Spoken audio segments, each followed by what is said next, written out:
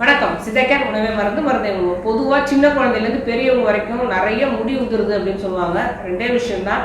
முடி உதிரத்துக்கு முதல் காரணம் வந்து டெய்லி எண்ணெய் தேய்க்காமல் இருக்கிறது, அதாவது ஹேர் ஆயில் அப்படின்னு சொல்கிற சாதாரண தேங்காய் எண்ணெய், அப்படி இல்லைன்னா நம்மளால முடிஞ்ச கரிசலாங்கண்ணி, மருதாணி இது எல்லாம் சேர்த்து காய்ச்சினா ஒரு தைலமாக இருக்கலாம். ஏதோ ஒன்று தைலம் கண்டிப்பாக தேய்க்கணும். அடுத்தது ஊட்டச்சத்து குறைபாடு, அடுத்தது மன அழுத்தம், ஸ்ட்ரெஸ், மனக்கவலை. ஒன்று அழுத்தமும் சொல்லலாம். அதாவது ஃபஸ்ட்டு எடுத்தோன்னா கவலை தான் வரும், அடுத்த ஸ்டேஜ் தான் மன அழுத்தம் அப்படின்னு சொல்கிறது.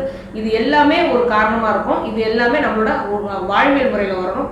இன்னொன்று வந்து பாக்டீரியாவால் புழு வெட்டு அப்படின்னு சொல்கிற மாதிரி இந்த காலத்தில் நிறைய பாக்டீரியா தான் நம்ம யூஸ் பண்ணுற தண்ணியும் சரி, நம்ம சுற்றி இருக்கிற பொல்யூஷன், ஏர் பொல்யூஷனாகவும் இருக்கலாம், வாட்டர் பொல்யூஷனாகவும் இருக்கலாம், ஏதாவது ஒன்று தலையில் வந்து அது ஆரம்பிச்சிருச்சு, பாக்டீரியா இன்ஃபெக்ஷன் ஆரம்பிச்சிருச்சு அப்படின்னா கொத்து கொத்தாக முடி கொட்ட ஆரம்பிக்கும். இது ரெண்டையும் நம்ம தவிர்க்கணும் அப்படின்னா முதல் விஷயம், அந்த பாக்டீரியல் இன்ஃபெக்ஷன்ஸ் குறையறதுக்கு முடி தலைக்கு மேலே உள்ள ஸ்கால்ப்ங்கிற மெல்லிய தோல் வந்து ஈரப்பதம் மட்டும் பத்தவே பத்தாது. அதுங்களுக்கு ஆயில், அதாவது எண்ணெயோட ஈரப்பதம் இருந்துகிட்டே இருக்கும். எண்ணெய் படப்பட இந்த பாக்டீரியல் இன்ஃபெக்ஷன்ஸ் தானாகவே குறைஞ்சிட்டு வரும். இப்போ எல்லாரும் வேறு வேறு கெமிக்கல்ஸு, ஆர்கானிக் பேரில் நிறைய தடவுறாங்க. அது எல்லாம் தடவுனா கண்டிப்பாக அந்த ஸ்கால்பில் வந்து வறட்சி ஏற்பட்டு முடி உதிர்தல் நிறையவே நடக்கும். இதை தவிர்க்கணும் அப்படின்னா ஒரே வழி தேங்காய் எண்ணெயில் நம்ம என்ன வேணால் போட்டு சேர்த்துக்கலாம். சாதாரண மிளகு வெந்தயம் சேர்த்து அந்த தேங்காய் எண்ணெயை வச்சுட்டா கூட அதை ஊற வச்சு 30 நாள் கழிச்சு இந்த தேங்காய் எண்ணெய் தடவிட்டு இருந்தால் கூட இந்த டேண்ட்ரஃப், இந்த பாக்டீரியல் இன்ஃபெக்ஷன்ஸ் பயங்கரமாக குறைஞ்சிட்டே வரும். எண்ணெய் தடவாது ஒன்று சொல்லிட்டோம். அடுத்தது மன அழுத்தம், மன ஸ்ட்ரெஸ்ஸு, அடுத்தது சாப்பிட்ற பொருட்களில் வந்து புரோட்டீன் அண்ட் அயன் இது ரெண்டுமே அதிகமாக இருக்கணும். புரோட்டீன் நிறையா இருக்கணும். அப்படிங்கிறப்போ நமக்கு நிறைய பருப்பு வகைகள் தெரியும், சுண்டல் தெரியும், இது எல்லாமே சாப்பிட்டே வரும்போது. அடுத்தது அயன் கீரை வகைகளில் இருக்குது, கருவேப்பிலையில் இருக்குது, புதினாவில் இருக்குது, கரிசலாங்கண்ணி, பொன்னாங்கண்ணி கீரைகளில் இருக்குது. அடுத்தது பொன்னாங்கண்ணி, கரிசலாங்கண்ணி, மருதாணி இது எல்லாம் போட்டு அரைச்சி அதை ஒரு அடை மாதிரி தட்டி அதை தேங்காய் எண்ணெயில் ஊற போட்டு இந்த தேங்காய் எண்ணெய்னாலும் தடவிக்கிட்டே வரலாம்.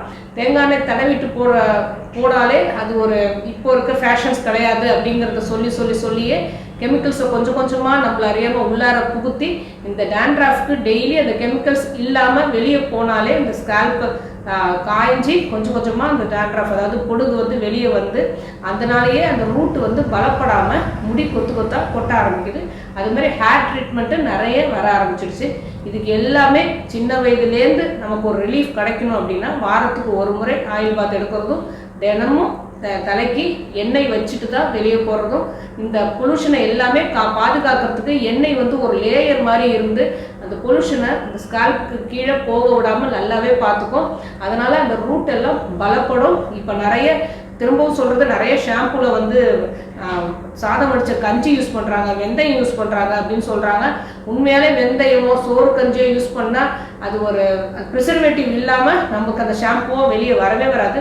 ஸோ நம்ம வீட்டில் இருக்கிற வெந்தயம், நம்ம வீட்டில் இருக்கிற கீழே நெல்லி செடி அதை அரைச்சி பூசிக்கலாம், வெந்தயம் அரைச்சி பூசிக்கலாம், அது தலைக்கு குளிக்கும் போது இதெல்லாம் யூஸ் பண்ணலாம். சீக்காய், அரப்பு இதெல்லாம் சேர்த்து அரைச்சி வச்சுக்கலாம்.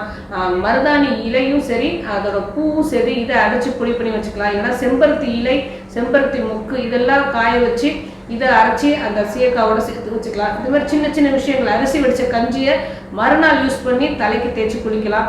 எல்லாமே செஞ்சது போக தினமும் தலை குளிச்சு காய்ந்த பிறகு, அதுவும் முற்றிலுமாக காய்ஞ்ச பிறகு அந்த ஈரப்பதத்தோட திரும்பவும் எண்ணெய் வச்சோம் அப்படின்னா கண்டிப்பாக அது வந்து அதுவும் ஒரு அரிப்பை உண்டு பண்ணும்.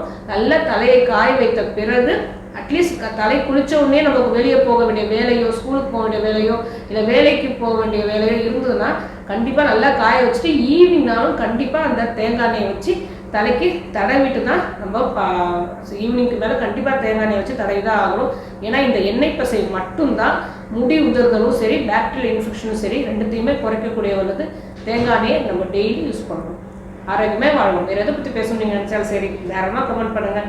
உங்களுக்கு எந்த நோயாக இருந்தாலும் சித்தாய்க்கிற அல்லது